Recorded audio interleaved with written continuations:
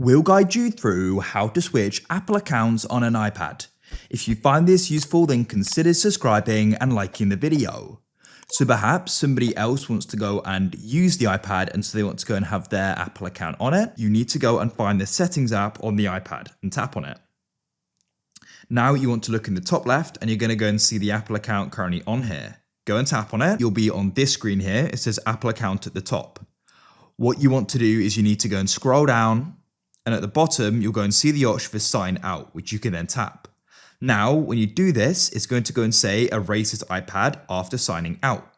So you may want to do this. I don't want to. I want to go and keep the data. So you can press sign out, but don't erase. Then what you can do is go and press continue. And I'm going to go and press continue anyway, even though it's unsynced. You're going to be removing this here. Press continue and enter in the password to confirm. Press confirm and sign out like this. Wait for the signing out to complete. When it's complete, press Apple account in the top left, and the other account can be signed in. It can be done manually or with another Apple device.